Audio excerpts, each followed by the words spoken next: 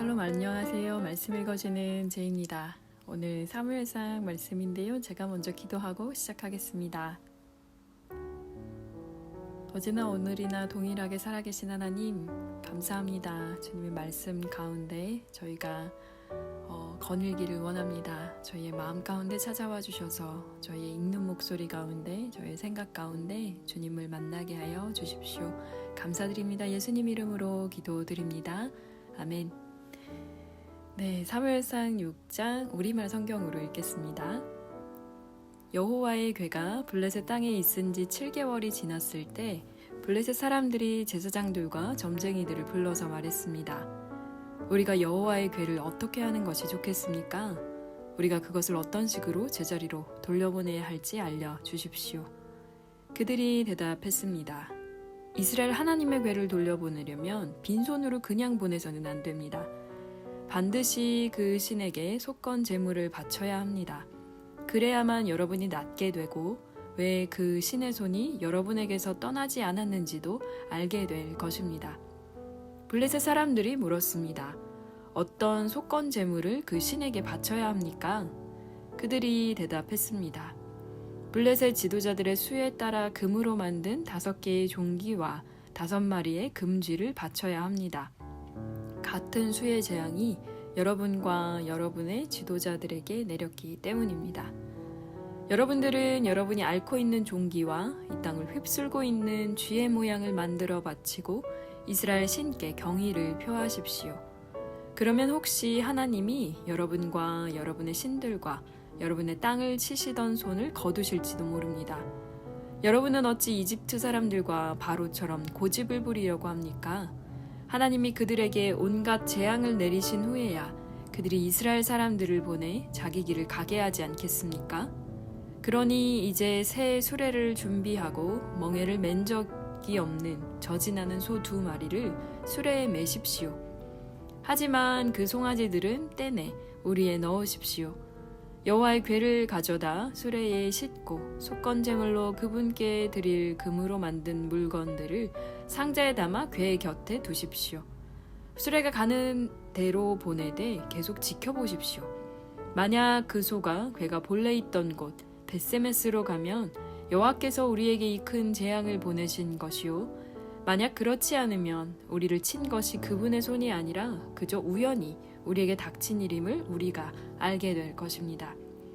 그래서 그들은 그 말대로 어미소 2마리를 데려다가 수레에 메고 송아지들은 우리에 가두어 두었습니다.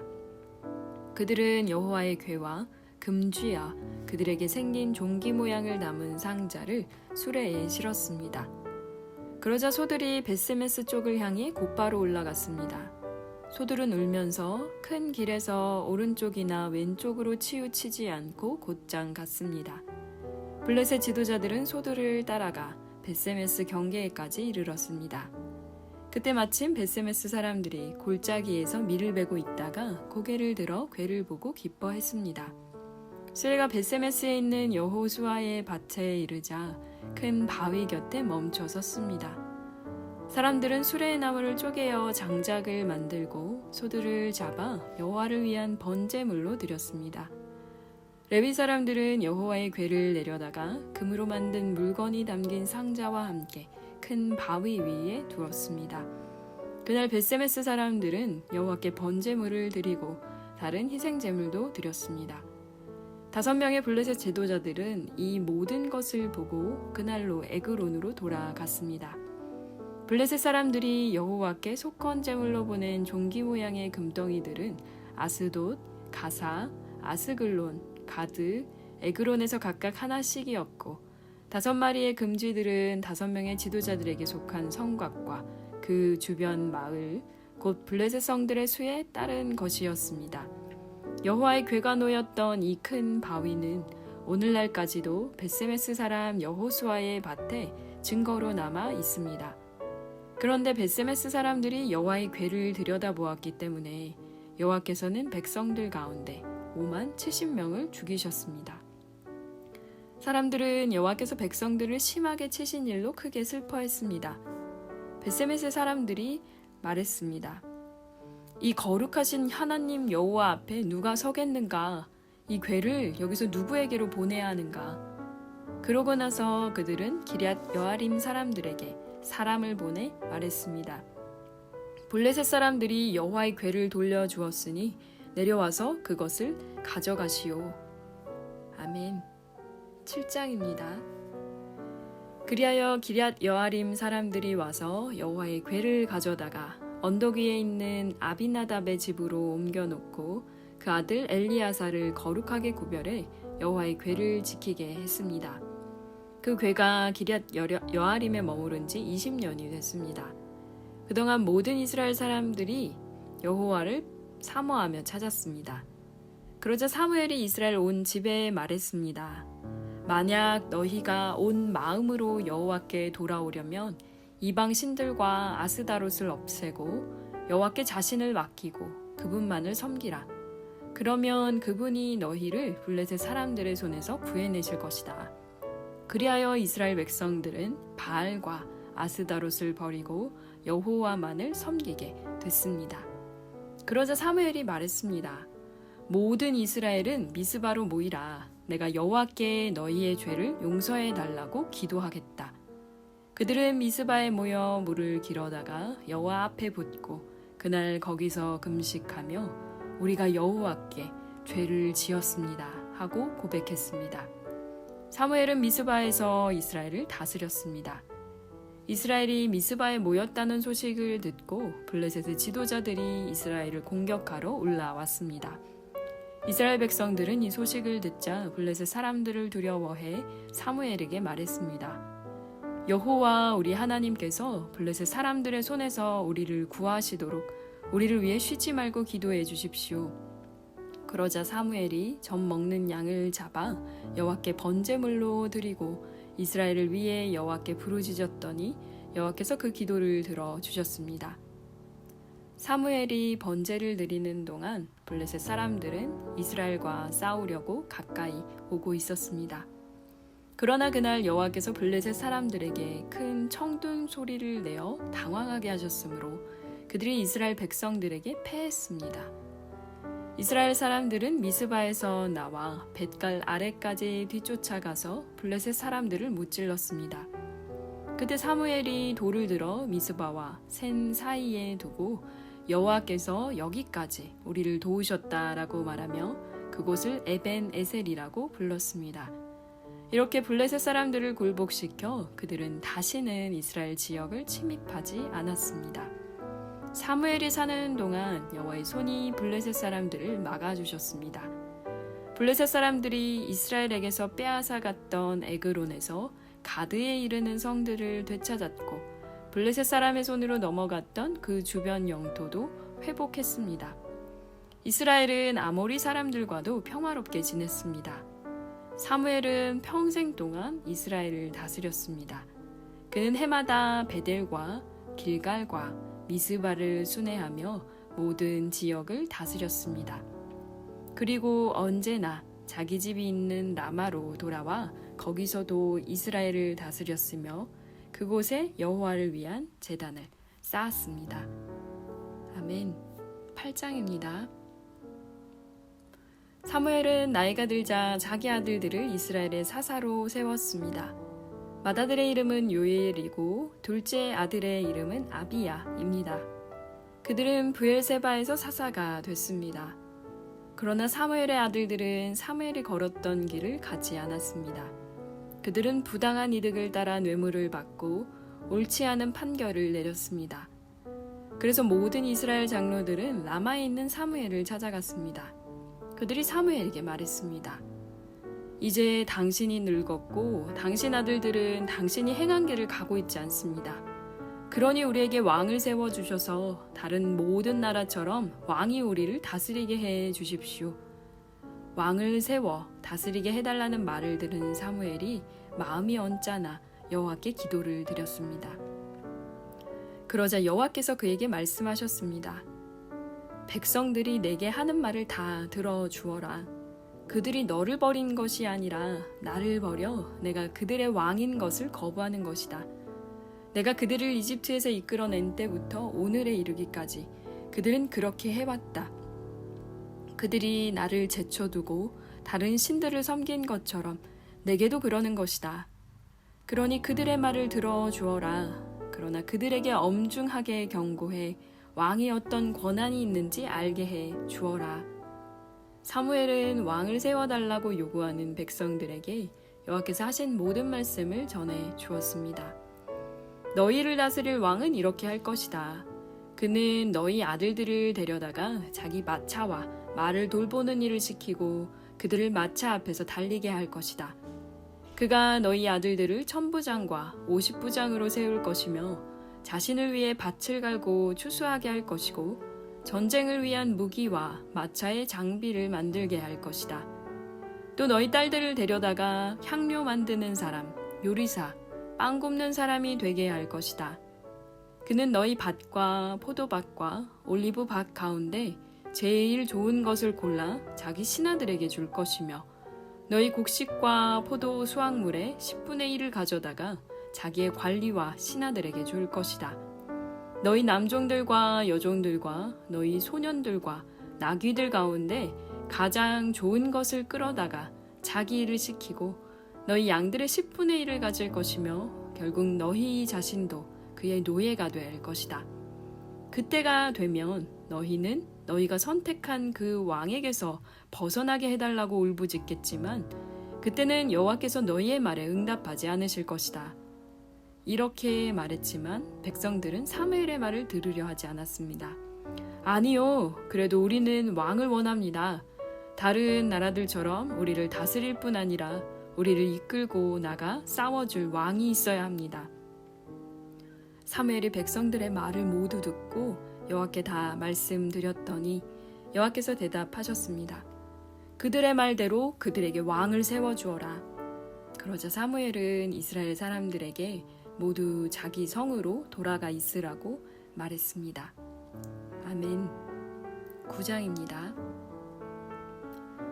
베냐민 지파에 기스라는 유력한 사람이 있었습니다. 그는 아비엘의 아들이고 수롤의 손자이며 베고랏의 증손이고 베냐민 지파 아비야의 현손이었습니다.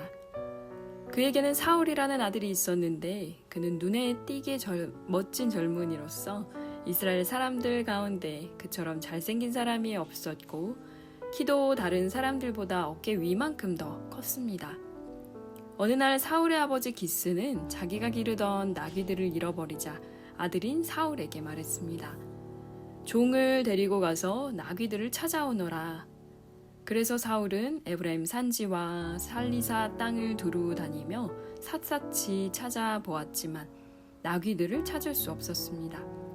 사알림 지역에 가봐도 없었고 베냐민 지역에 가봐도 나귀들은 보이지 않았습니다. 그들이 숲 지역에 들어섰을 때 사울이 함께 온 종에게 말했습니다. 그만 돌아가자. 우리 아버지가 나귀보다 우리를 더 걱정하시겠다. 그러자 종이 대답했습니다. 이 성읍에 아주 존경받는 하나님의 사람이 있는데 그분이 말씀하시는 것은 무엇이든 이루어진다고 합니다. 그곳에 가 보시지요. 혹시 그분이 우리가 어떻게 해야 할지 가르쳐 주실지도 모릅니다. 사울이 종에게 말했습니다. 우리가 가게 되면 그 사람에게 무엇을 좀 드려야 하지 않겠느냐? 그런데 우리 자루에는 음식이 다 떨어졌으니 하나님의 사람에게 드릴 만한 선물이 없구나. 우리가 갖고 있는 게 있느냐? 종이 그에게 다시 대답했습니다. 제게 은 4분의 1 세겔이 있습니다. 이것을 하나님의 사람에게 갖다 드리면 그분이 우리에게 어떻게 해야 할지 가르쳐 주실 것입니다. 옛날 이스라엘에서는 하나님께 무엇인가 알아보려고 갈 때는 선견자에게 가자고 말했습니다. 요즘의 예언자를 예전에는 선견자라고 불렀습니다. 사울이 종에게 말했습니다. 그래, 좋다. 어서 가자. 그리하여 그들은 하나님의 사람이 있는 성읍으로 갔습니다. 그들이 성을 향해 언덕을 올라가다가 물을 길러 나온 소녀들을 만나 여기에 선견자가 계시느냐 하고 물었더니 그들이 대답했습니다. 그렇습니다. 그분이 당신들보다 앞서 가셨으니 서둘러 가보세요. 오늘 산당에서 백성들의 제사가 있어서 지금 성에 도착하셨습니다. 그분이 음식 드시러 산당에 올라가기 전이니 성 안으로 들어가면 바로 그분을 만나게 될 것입니다. 그분이 도착하기 전에는 사람들은 아무것도 먹지 않습니다. 그분이 재물을 축복하셔야 하기 때문입니다. 그러고 나면 초대받은 사람들이 먹기 시작할 것입니다. 그러니 지금 서둘러 가십시오. 지금 가면 그분을 만날 수 있습니다. 그들이 성으로 올라가 안으로 들어갔을 때 마침 사무엘이 산당으로 올라가려고 나오고 있었습니다. 사울이 오기 전날 여호와께서는 사무엘에게 이 일에 대해 말씀해 놓으셨습니다. 내일 이 시간쯤 내가 베냐민 땅에서 한 사람을 보낼 것이다. 그에게 기름 부어 내 백성 이스라엘의 지도자로 삼아라. 그는 내 백성들을 블레셋 사람들의 손에서 구해낼 것이다. 내 백성들이 내게 부르짖는 소리를 듣고 내가 그들을 돌아본 것이다. 사무엘이 사울을 쳐다보자 여호와께서 그에게 말씀하셨습니다. 내가 내게 말한 그 사람이 이 사람이다. 그가 내 백성을 다스릴 것이다. 사울이 성문길에서 사무엘에게 다가가 물었습니다. 선견자의 집이 어디인지 가르쳐 주시겠습니까? 사무엘이 대답했습니다. 내가 바로 그 선견자요. 앞장서서 산당으로 올라가시오. 오늘 나와 함께 음식을 듭시다. 내일 아침이 되면 물어보려던 것을 다 말해주겠소. 그러고 나서 당신을 보내주겠소. 당신이 3일 전에 잃어버린 나귀들은 걱정하지 마시오. 이미 다 찾아 놓았소. 이스라엘이 모두 누구에게 기대를 걸고 있는지 아시오? 바로 당신과 당신 아버지의 온 집안이요. 사울이 대답했습니다. 저는 이스라엘 지파 가운데 가장 작은 베냐민 지파 사람이 아닙니까? 게다가 저희 가정은 베냐민 지파 가운데서도 가장 보잘것없는 가정이 아닙니까? 왜 제게 그런 말씀을 하십니까? 그러자 사무엘이 사울과 그 종을 데리고 객실로 들어가 초대받은 30명가량의 사람들 앞에 앉혔습니다. 사무엘이 요리사에게 말했습니다. 내가 내게 맡겨두었던 그 음식을 가져오너라. 요리사가 넓적다리와 그 위에 붙은 것을 가져와 사울 앞에 놓았습니다. 그러자 사무엘이 말했습니다. 당신을 위해 마련해 둔 것이니 앞에 놓고 드시오. 내가 손님을 초대할 때부터 당신을 위해 따로 마련해 둔 것이요. 사울은 그날 사무엘과 함께 저녁을 먹었습니다. 그들이 산당에서 내려와 성으로 들어왔습니다. 사무엘은 자기 집 지붕 위에서 사울과 이야기를 나누었습니다. 동틀 무렵 그들이 아침 일찍 일어났을 때 사무엘이 지붕 위에서 사울을 불렀습니다. 일어나시오. 당신을 보내주겠소. 사울이 준비를 마치자 사울과 사무엘이 함께 밖으로 나왔습니다. 성읍 끝에 다다르자 사무엘이 사울에게 말했습니다. 종에게 먼저 가라고 하시오. 종이 앞서가자 또 말했습니다. 당신은 좀 더 머물러 계시오. 내가 하나님의 말씀을 전해드리겠소. 아멘. 10장입니다. 그러고 나서 사무엘은 기름병을 가져다가 사울의 머리에 붓고 입을 맞추며 말했습니다. 여호와께서 당신에게 기름 부어 그 유업을 다스릴 지도자로 삼으셨소. 당신이 오늘 나를 떠나가다가 베냐민 경계에 있는 셀사에 이르면 라헬의 무덤 가까이에서 두 사람을 만나게 될 것이요. 그들은 당신에게 당신이 찾아 나선 나귀들을 찾았기 때문에 당신 아버지는 이제 나귀 걱정은 하지 않지만 그 대신 아들을 걱정하고 있습니다. 라고 말할 것이요. 그러면 당신은 다볼에 있는 상수리 나무에 이르기까지 계속 가시오. 거기서 하나님을 뵈려고 베델로 올라가는 세 사람을 만날 것이요. 한 사람은 염소 새끼 3마리를 끌고 갈 것이고 또 한 사람은 빵 3덩이를 가져가고 또 한 사람은 포도주 1부대를 가져갈 것이요. 그들이 당신에게 인사하고 빵 2덩이를 주면 당신은 그것을 받으시오. 그러고 나서 당신은 하나님의 산에 이를 것이요. 거기에는 블레셋 진영의 문이 있소. 당신이 그 성에 다다르면 산당에서 내려오는 예언자의 무리를 만나게 될 것인데 그들은 비파와 탬버린, 피리와 하프를 연주하며 예언도 할 것이요. 당신에게도 여호와의 영이 능력으로 임하실 것이며 당신도 그들과 함께 예언하게 될 것이요. 그러면 당신은 전혀 다른 새 사람으로 변하게 될 것이요. 이런 일들이 이루어지면 당신은 하나님이 인도하시는 대로 따라 행하시오. 하나님이 당신과 함께 하실 것이요. 당신은 나보다 먼저 길갈로 내려가시오. 내가 당신에게 내려가 번제와 화목제를 드릴 것이니 내가 가서 당신이 무엇을 해야 할지 알려줄 때까지 7일 동안 기다려 주시오. 사울이 사무엘을 떠나려고 돌아서는데 하나님께서 사울에게 새 마음을 주셨습니다. 그리고 이 모든 표적들이 그날 다 이루어졌습니다. 그들이 기브야에 도착하자 예언자 무리가 사울을 맞았습니다. 하나님의 영이 능력으로 사울에게 임하자 사울도 그들과 함께 예언하게 됐습니다. 전에 사울을 알던 사람들은 모두 그가 예언자들과 함께 예언하는 것을 보고 서로 이야기했습니다. 기스의 아들에게 대체 무슨 일이 일어난 거지? 사울도 예언자들 가운데 있지 않은가? 거기 살던 한 사람이 말했습니다. 그들의 아버지가 누구인가? 그리하여 사울도 예언자들 가운데 있지 않은가? 라는 속담이 생겨나게 됐습니다. 사울은 예언을 마치고 산당으로 왔습니다. 그때 사울의 삼촌이 사울과 그 종에게 물었습니다. 어디에 갔다 왔느냐? 사울은 나귀를 찾으러 갔었습니다. 하지만 찾을 수 없어서 사무엘에게로 갔습니다. 라고 대답했습니다. 그러자 사울의 삼촌이 말했습니다. 사무엘이 무슨 말을 했는지 내게 말해보아라. 사울은 그분이 우리에게 나귀들을 찾았다고 확인해 주셨습니다. 라고 대답했습니다. 그러나 사무엘이 자신에게 왕이 될 것이라고 한 말은 삼촌에게 하지 않았습니다.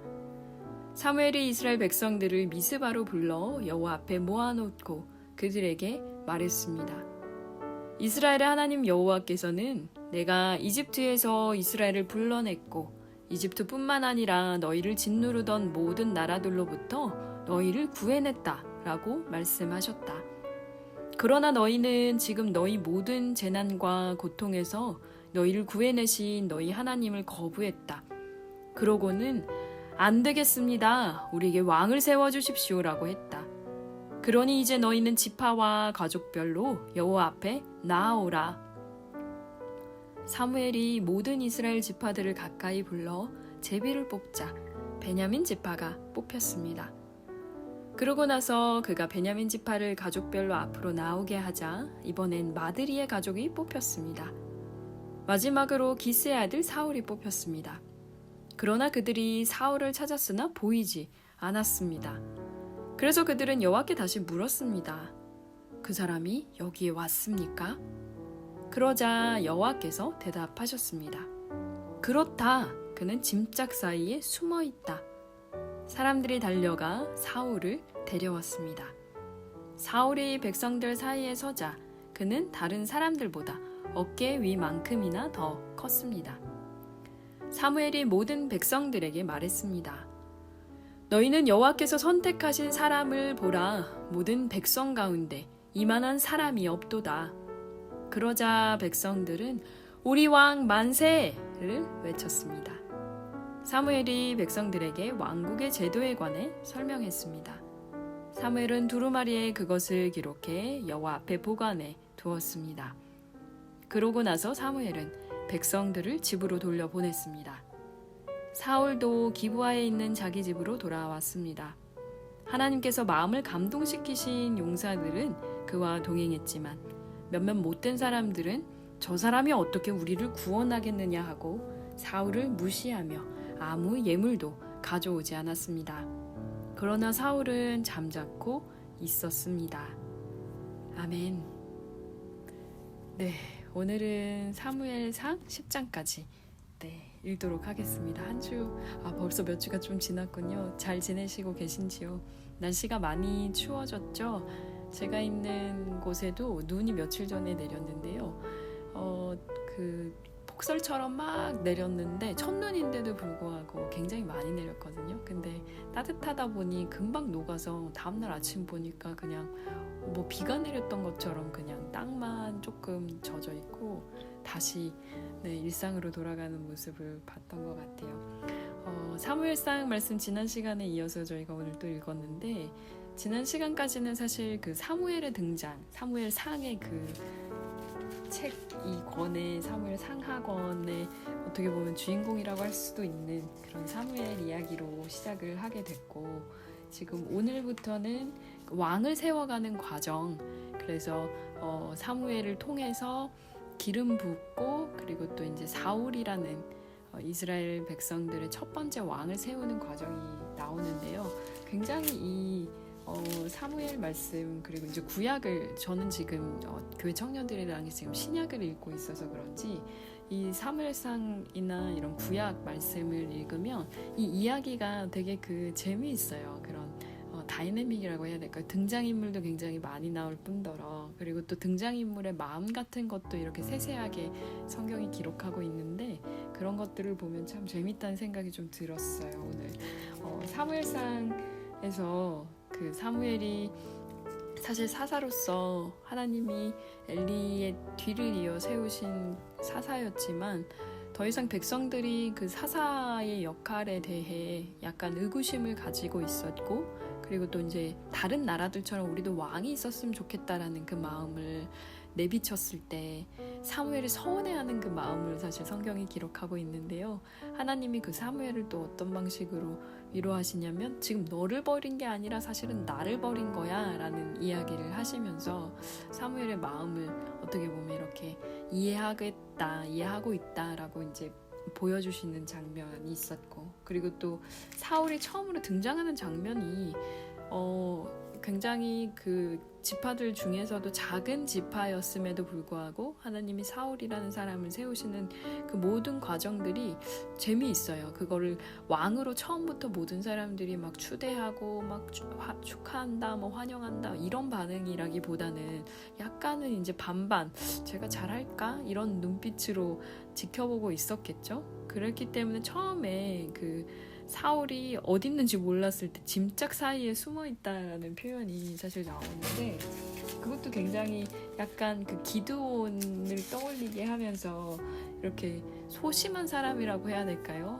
뭐 저희 지금 MBTI로 치면은 I, 내향성인 사람이겠죠. 그렇게 이제 숨어 있는 모습을 보여줍니다. 왕으로서 어떻게 보면 막 이렇게 나중에 그 변하는 모습을 생각해 보면 지금 사울의 이 첫 등장이 이해가 되지 않는데, 지금 제가 읽은 우리말 성경에는 짐짝이라고 돼 있잖아요. 근데 이제 개역개정에는 짐 보따리들 사이에 이렇게 숨어 있었대요. 근데 재밌는 건 뭐냐면, 사울이 백성들 사이에 섰을 때는 어깨 위만큼이나 엄청 큰, 키가 큰 사람인데 짐짝 사이에 숨어 있었다는 얘기는 정말 웅크리고 있었다는 얘기잖아요.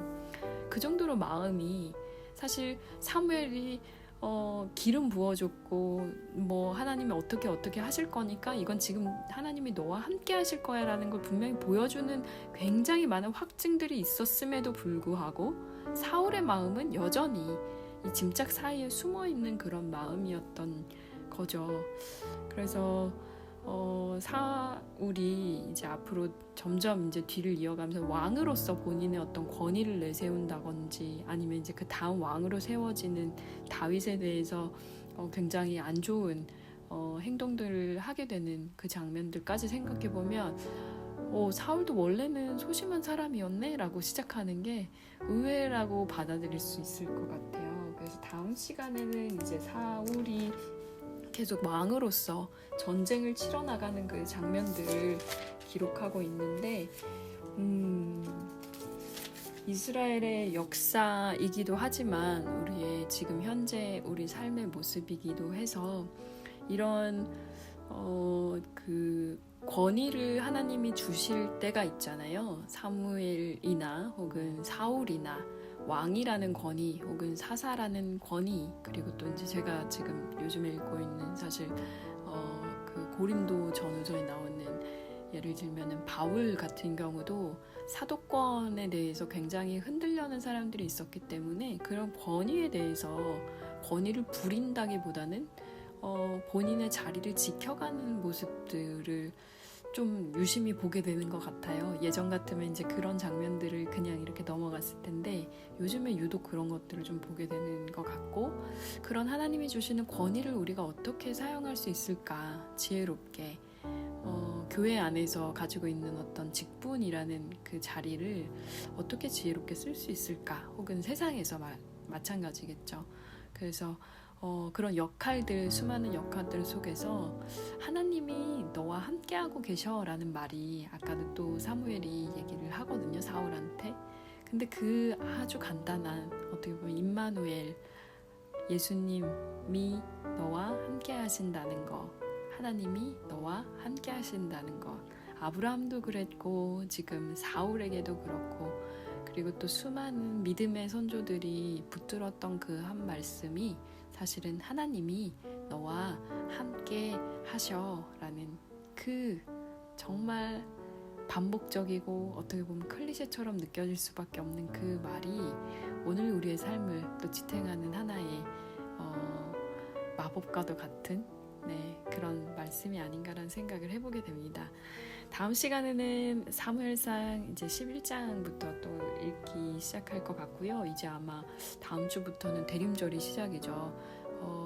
저는 이제 내일 저희 동네는 크리스마스 마켓이 열립니다. 유럽의 그 독일의 크리스마스 마켓을 한번 구경하러 오시거나 보셨던 분들이 계신지 모르겠는데요. 요새 보니까 한국에도 요새 크리스마스 마켓을 연다고 하더라고요. 그건 근데 사실 굉장히 상업적인 목적이 크긴 하지만 크리스마스를 기억하고 또 대림절을 준비하는 마음으로 또 12월 그리고 이제 11월 마지막 지금 타이밍인데 지혜롭게 또 건강하게 보내실 수 있었으면 좋겠습니다.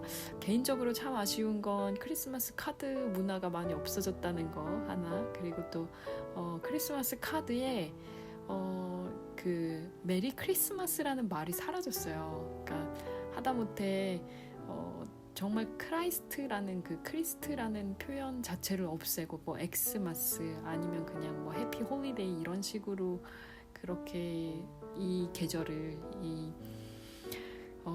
대림절과 그리고 또 크리스마스 성탄절을 보내는 게 좀 아쉽다는 생각이 들고요. 그래서 교회 안에서만이라도, 그리고 서로 믿음의 사람들, 믿음의 공동체 안에서만이라도 예수님을 정말 더 잘 기억하는 시간이 되었으면 좋겠습니다. 한 주도 평안하시고요. 다음 시간에 그럼 저는 사무엘상 11장으로 돌아오겠습니다. 제가 기도하고 마치겠습니다. 오늘도 들어주셔서 감사합니다.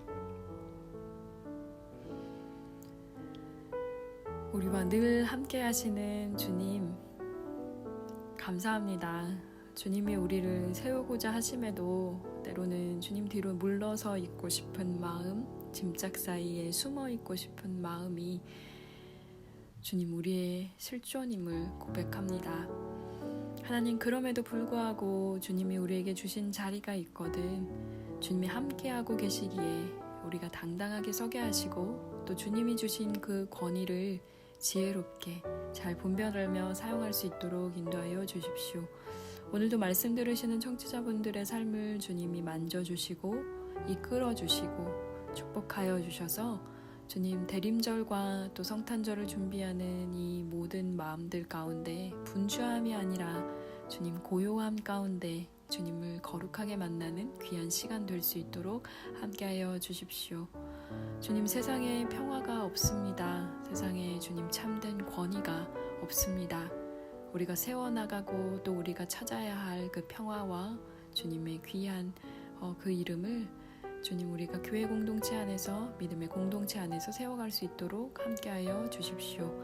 감사드립니다. 예수님 이름으로 기도드립니다. 아멘. 네, 날씨가 많이 춥지만 따뜻하게 내복 챙겨 입으시고요. 네, 따뜻한 그 핫팩 아니면 뭐가 또 있을까요? 물주머니 같은 것들, 저는 물주머니는 좋아하거든요. 겨울을 따뜻하게 잘 보내시고 말씀으로 승리하는 한 주 보내시기를 기도하겠습니다. 평안하시고요. 다음 시간에 뵙겠습니다. 샬롬 하올람. 지금까지 말씀 읽어주는 제이였습니다.